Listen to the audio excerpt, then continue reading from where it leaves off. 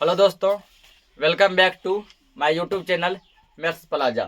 तो दोस्तों, आज मैं इस वीडियो में बिहार बोर्ड क्लास 8 सामाजिक आर्थिक एवं राजनीतिक जीवन, इसका अभी चैप्टर 8 सामाजिक आर्थिक का चैप्टर 8 जिसका नाम है खाद्य सुरक्षा, और ये जो है इस बुक का लास्ट चैप्टर है।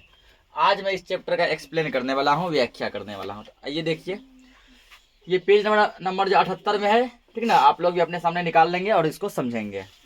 तो समझो सब। तो माधोपुर गांव का रामू एक खेतीहर मजदूर है। कहानी दिया किस गांव का दिया है? माधोपुर, ठीक ना। किस गांव का दिया है? माधोपुर का। और वहाँ एक है कोई आदमी किसान मजदूर जिसका नाम है रामू, यानी रामू का कहानी है। मतलब से करो, समझो ध्यान से, बहुत इंटरेस्टिंग है। रामू का सबसे बड़ा बेटा सोमू सरपंच के यहाँ 3 वर्षों से मवेशियों की देखभाल करता है। मवेशी का मतलब होता है जानवर, मवेशी मतलब जानवर। रामू का सबसे बड़ा बेटा का नाम है सोमू। रामू के सबसे बड़े बेटे क्या नाम है? सोमू।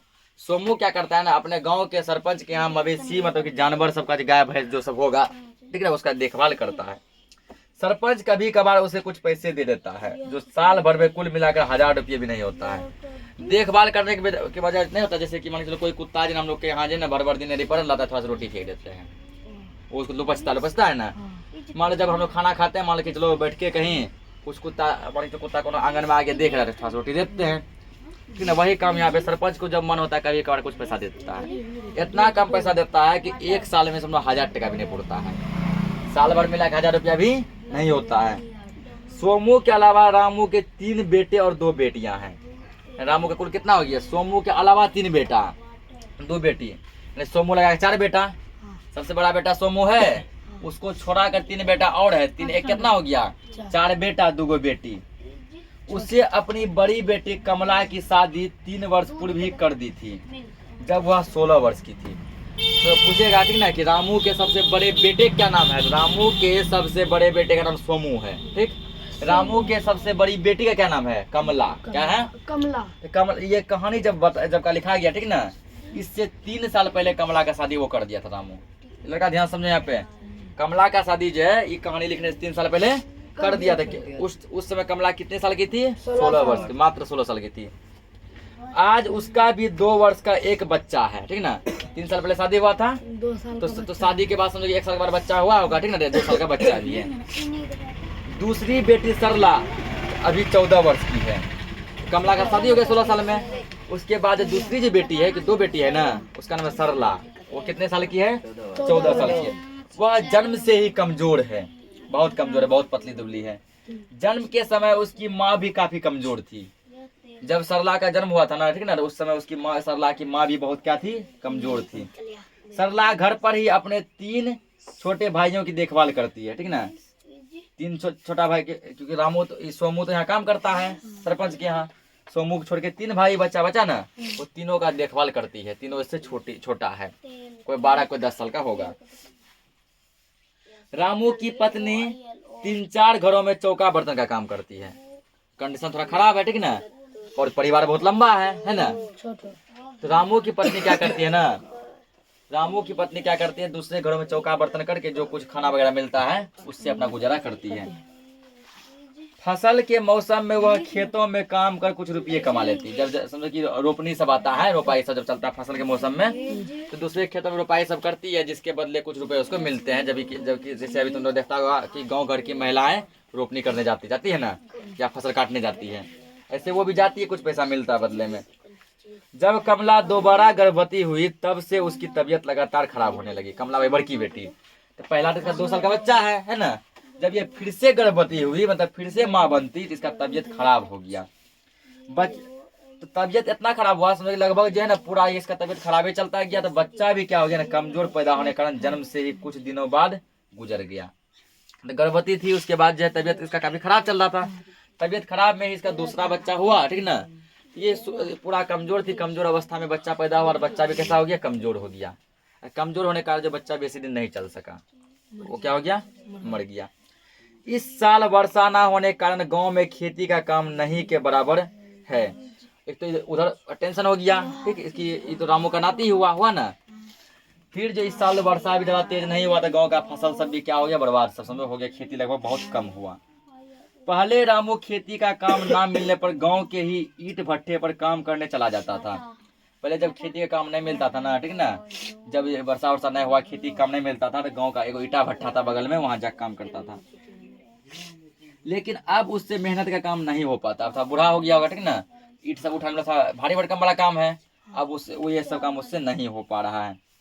घर की माली हालत बिगड़ने पर बड़ा बेटा सोमू नौकरी की तलाश में शहर चला गया।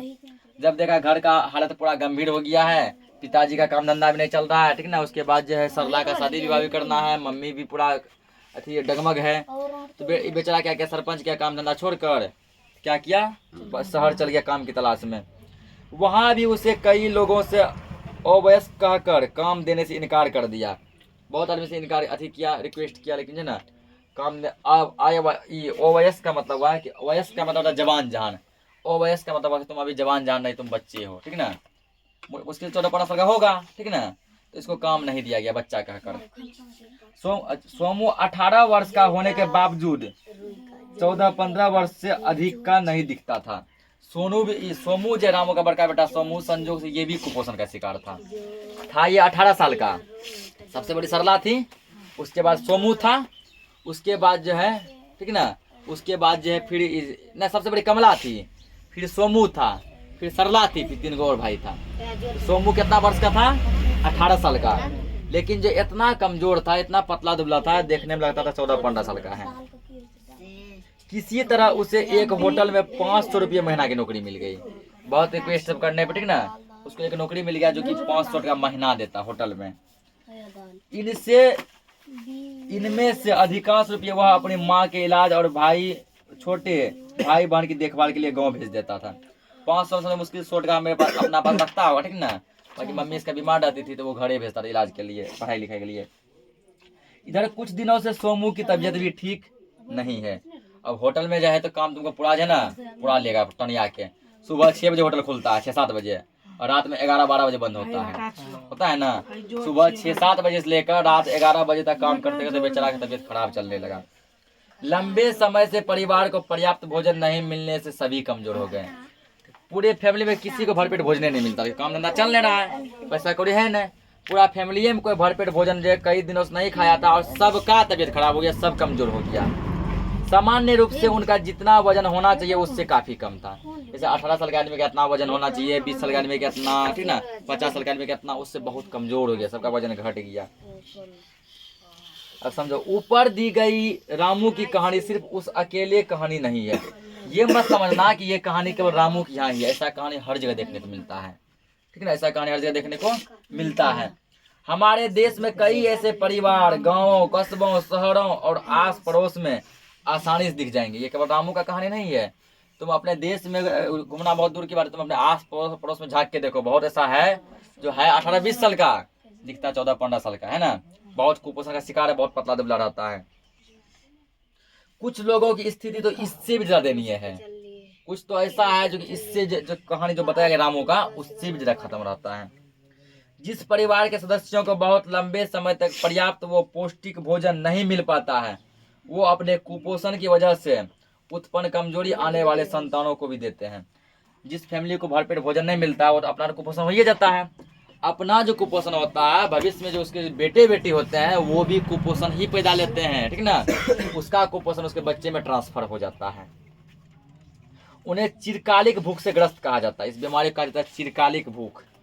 इसीलिए ऐसे परिवार के लिए खाद्य सुरक्षा करना अत्यंत आवश्यक है। यही सब बताइए कि उस ऐसे फैमिली को क्या खाना चाहिए, उसको कैसे मिलेगा, ठीक। अब देखो अगला जो हेडिंग हम लोग समझेंगे वो हेडिंग ही है कुपोषण, ठीक ना। शरीर के लिए आवश्यक है, ये साइंस का पार्ट है कुपोषण, लेकिन इस पर समझाया गया है। हेडिंग क्या है, कुपोषण। अब कुपोषण को समझते हैं।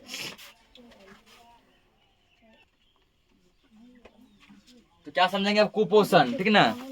तो शरीर के लिए आवश्यक एवं पर्याप्त आहार का लंबे समय तक ना मिल पाना ही कुपोषण कहलाता है। हमारे बॉडी को, ठीक ना, हमारे शरीर को जो भोजन चाहिए, जो पर्याप्त भोजन चाहिए।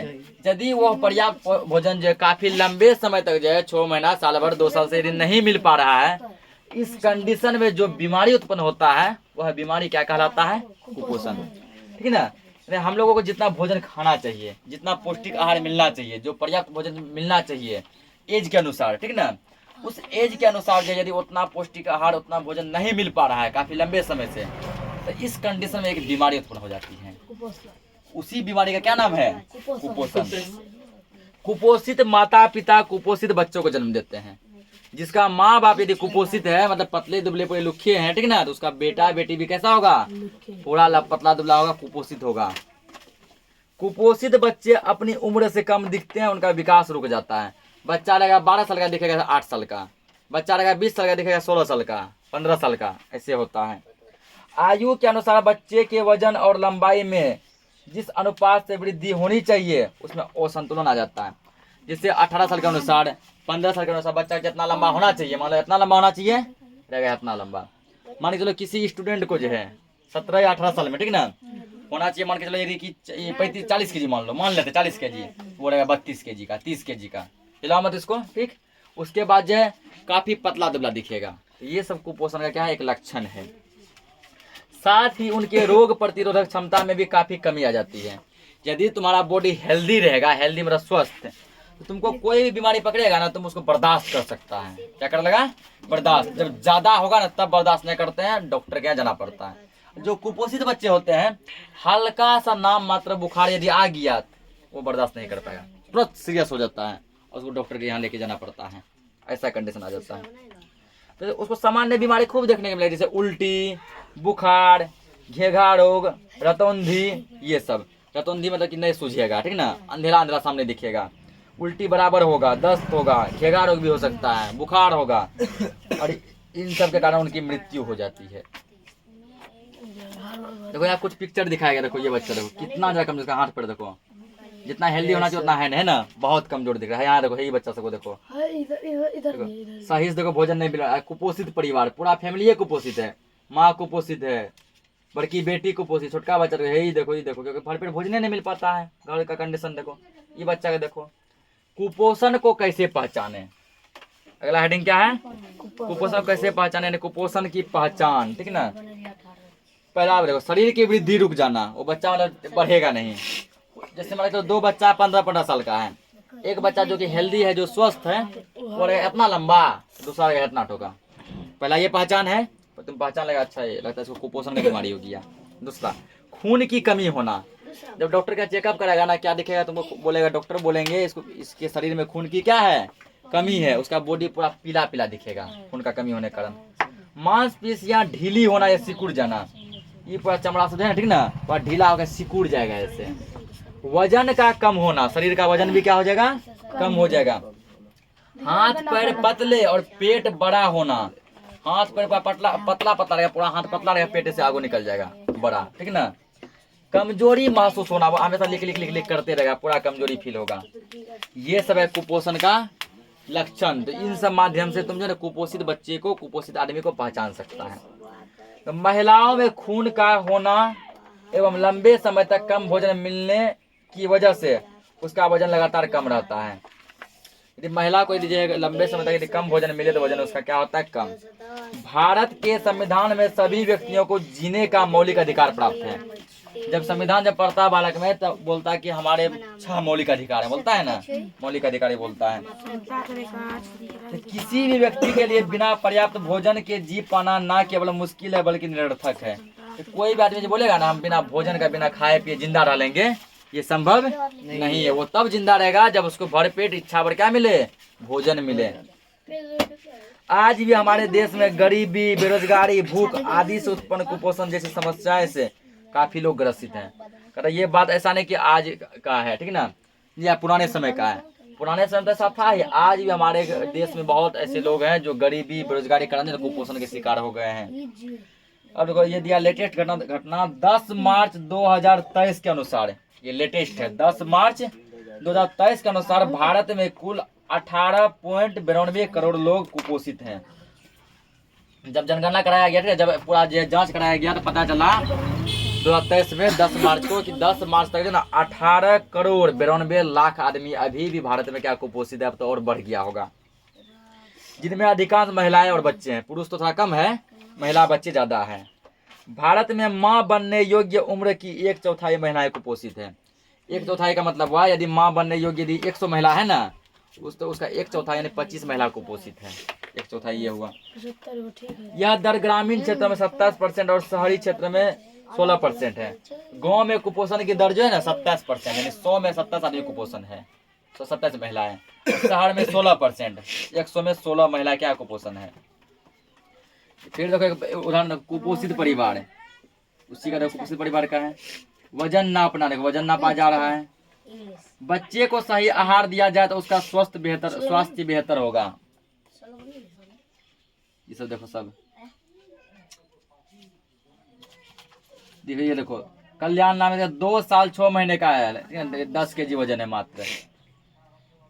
ये देखो 2 साल का है, ठीक ना, 2 साल 3-4 महीना का, 2 साल का मात्र 3.5 kg वजन है। अगला टॉपिक समझेंगे, रोजगार की तलाश। अगला टॉपिक क्या है, रोजगार की तलाश। मतलब पहला समझे, कुपोषण का पहचान भी समझ लिए हैं।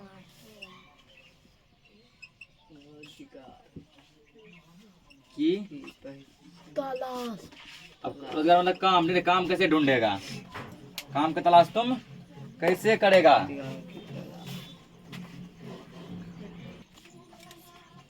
अगला हेडिंग क्या है, रोजगार की तलाश। समझो, आज भी समाज में एक बड़ा वर्ग ऐसा है जिन्हें भरपेट भोजन नहीं मिलता है। तो ये बात देखो, पुराने समय में तो ऐसा था ही कि आदमियों को भरपेट भोजन नहीं मिलता था। आज के जमाने में भी, आज के जो है ना डिजिटल इंडिया में भी बहुत ऐसे आदमी हैं जो कि आज भी इस जमाने में, लेटेस्ट जमाने में, ठीक ना, भरपेट भोजन नहीं खा पाते हैं। चलाने को समझो 5G फोन चलाता है, लेकिन भरपेट भोजन नहीं खा पाता है। ग्रामीण क्षेत्रों में कई कृषक मजदूर, बंधुआ मजदूर, भूमिहीन मजदूर ऐसे लोग हैं जो जमीन के छोटे छोटे टुकड़ों पर ही निर्भर करते हैं।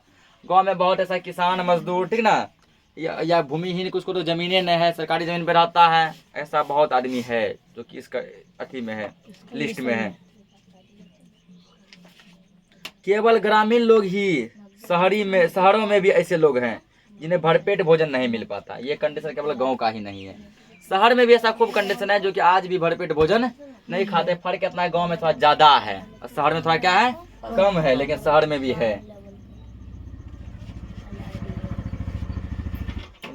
उसके बाद दिया है, इन्हें कभी कभी मौसमी कार्यों में ही उपलब्ध हो पाता है। मौसमी कार्य मतलब कि जो मौसम के अनुसार काम होता है। जैसे मान लो मकई का सीजन हुआ ना, उसके जैसे जो केला की खेती सब, ये सब बराबर चलता है, लेकिन मकई का सीजन सब जो है ये कभी कभी समझो कि लिमिटेड जो है समय पे आता है। इसी कहते हैं हम लोग मौसमी फसल। कौन सा फसल, मौसमी, जो कि मौसम के आधार पर ही होता है। तो आगे देखते हैं फिर।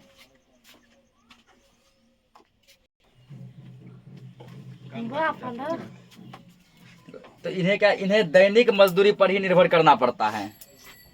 यह वर्ग रोजगार की दृष्टि से हमेशा असुरक्षित रहते हैं, ठीक ना। इसका कोई काम जो है फिक्स नहीं है।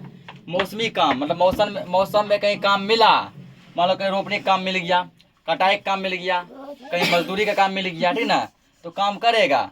काम नहीं मिला तो बेचारा अपने घर में बेरोजगार पड़ा रहेगा। इसको कहते हैं मौसमी काम।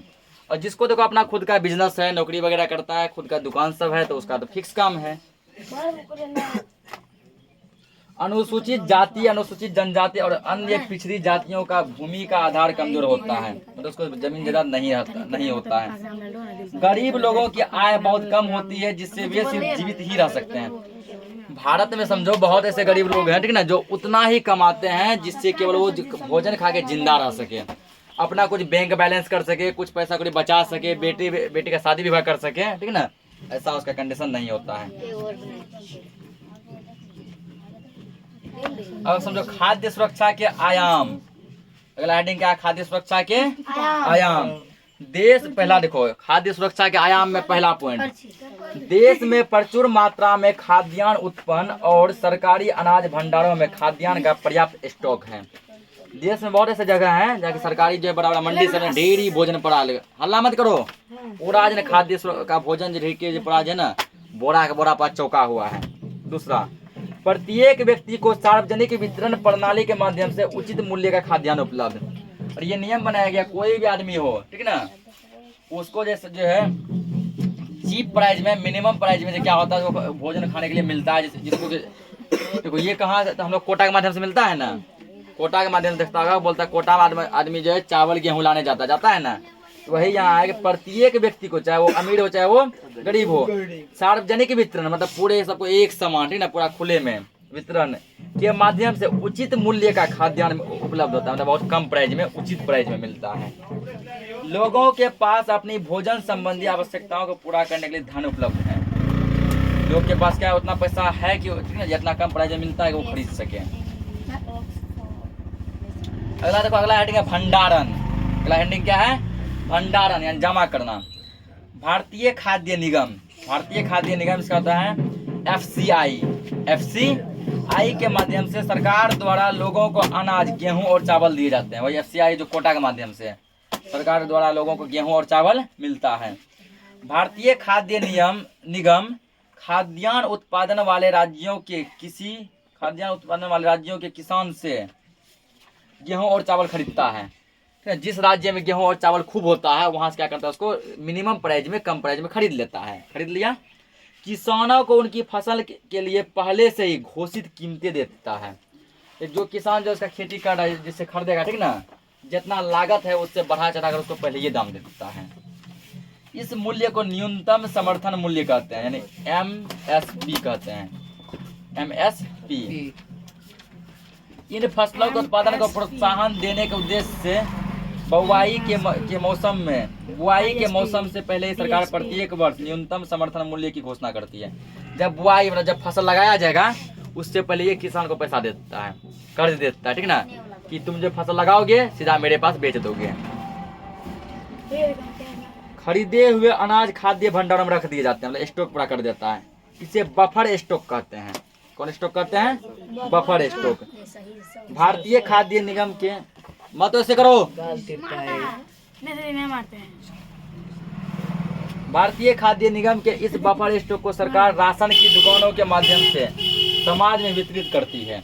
राशन की दुकान के माध्यम से सब में क्या करती है, समाज में वितरित करती है। इसे सार्वजनिक वितरण प्रणाली कहते हैं, सार्वजनिक वितरण प्रणाली कहते हैं।